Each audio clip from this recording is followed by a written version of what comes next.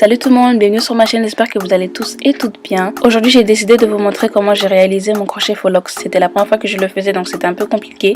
Mais je vous invite à regarder la suite si ça vous intéresse et on se retrouve à la fin pour vous donner mon avis final.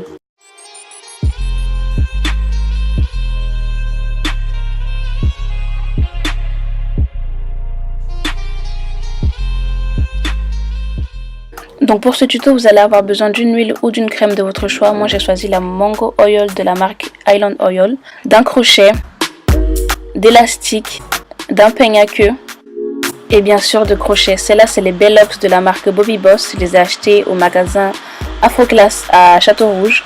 Donc avant qu'on me pose la question, le paquet a coûté 6,80 € l'unité et j'en ai utilisé 6, sachant que j'ai des cheveux assez épais et assez volumineux.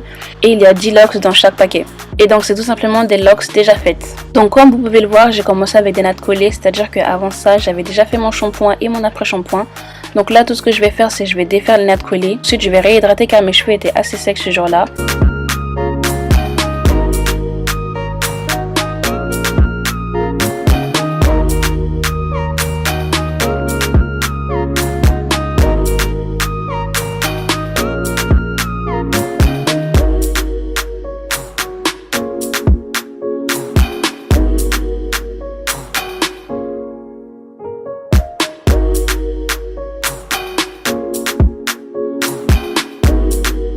Une fois que j'ai fini d'enlever mes nattes collées, je vais tout simplement venir séparer mes cheveux en 4 sections pour y appliquer l'huile dont je vous ai parlé tout à l'heure.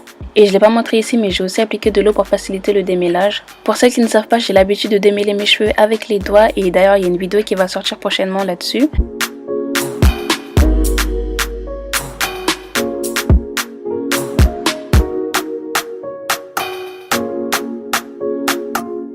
Comme vous pouvez le voir, je démêle tout simplement mes cheveux au doigt avec l'huile et l'eau. Ensuite, je fais une twist et je passe à une autre section.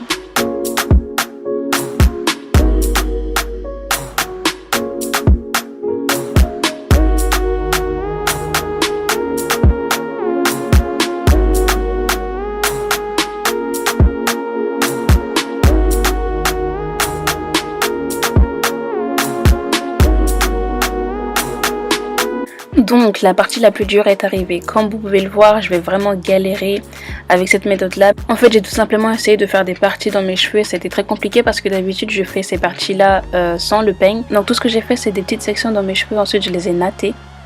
Donc je vous conseille de calculer le nombre de mèches que vous avez acheté avec le nombre de parties que vous devez faire sur votre tête. Autrement vous allez avoir beaucoup trop de nattes sur votre tête et il va falloir aller acheter d'autres paquets.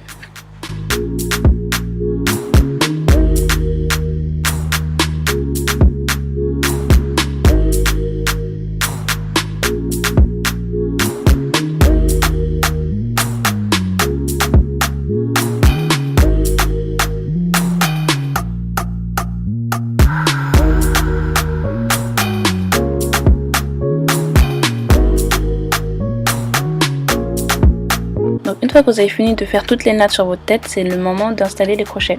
Donc, la première chose que je vais venir faire, c'est de passer le crochet à travers la natte. Ensuite, je prends la locks, je ferme bien le crochet et je la passe à travers ma natte. Ensuite, ce qu'il faut faire, c'est de bien serrer la locks à la racine de la natte. Et je tiens à préciser que j'ai pas vraiment fait attention au traçage de mes nattes parce que de toute façon, ça n'allait pas se voir.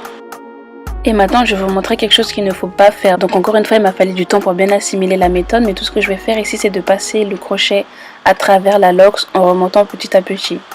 Et d'ailleurs ça se voit que la locks est déjà un peu abîmée car j'ai essayé plusieurs essais dessus. L'erreur que j'ai faite ici c'est de ne pas être restée complètement dans la locks. Comme vous pouvez le voir à certains moments je suis sortie de la locks. Ce qui a fait que la natte ne s'est pas complètement camouflée dans la locks. Donc maintenant je vais vous montrer la technique adéquate pour réaliser le crochet.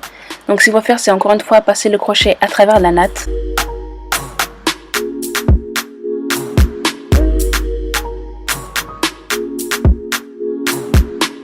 Ensuite une fois que vous avez bien serré la locks à la racine, vous mesurez à peu près la longueur de la natte que vous avez faite. Ensuite vous pouvez passer le crochet à travers la locks en faisant bien attention à ce qu'il ne sorte pas.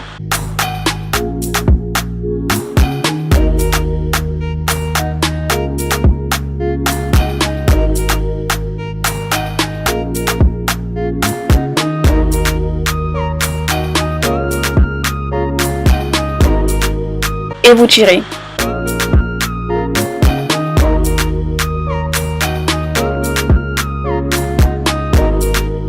Donc je vais vous remontrer une deuxième fois la technique. Encore une fois, vous passez votre crochet à travers votre natte. Ensuite, vous faites passer la lox déjà faite à travers la natte.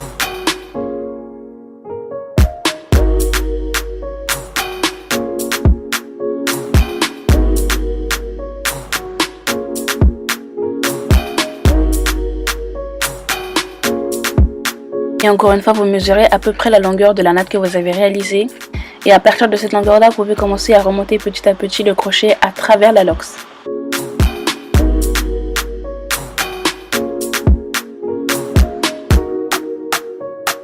Donc je vais vous remontrer la technique une troisième fois. Encore une fois, vous passez la lox à travers la natte que vous avez réalisée. Ensuite, à l'aide du petit trou, vous passez la lox à travers la natte et vous serrez bien la racine. Ensuite, encore une fois, vous mesurez à peu près la longueur de votre natte et vous passez le crochet à travers la lox.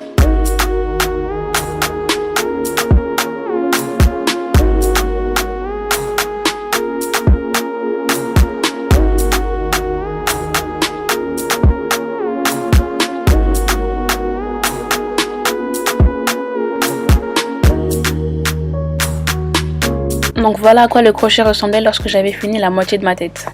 Salut tout le monde, voilà le résultat. Donc on est à J+7, ouais, donc ça fait pile poil une semaine que j'ai réalisé le crochet. Et honnêtement, je suis un peu mitigée. Je sais pas si j'aime, si j'aime pas. Je sais pas si le crochet me va bien ou pas. Dites-moi dans les commentaires ce que vous en pensez. Honnêtement, comme c'est la première fois que j'utilisais cette méthode-là, j'ai eu un peu de mal au début à installer le crochet, comme vous avez pu le voir à travers la vidéo. Donc je dirais qu'il y a deux points négatifs dans cette coiffure protectrice. La première, c'est que la méthode est assez difficile. En tout cas, moi j'ai galéré. Encore une fois, moi j'ai dû passer plusieurs fois les nattes à travers les locks parce que les premières fois j'y arrivais pas. Et justement, le fait de répéter plusieurs fois le même mouvement, essayer de rentrer la natte dans la locks, bah ça abîme énormément les cheveux en fait. Là par exemple, ça fait seulement une semaine que je les ai, et pourtant on dirait que ça fait plus de 2 semaines ou 3 semaines que je les ai. Et je dirais que les deux points positifs que j'ai retenus de cette coupe, c'est que le rendu est quand même joli. Je trouve que la coupe me va bien.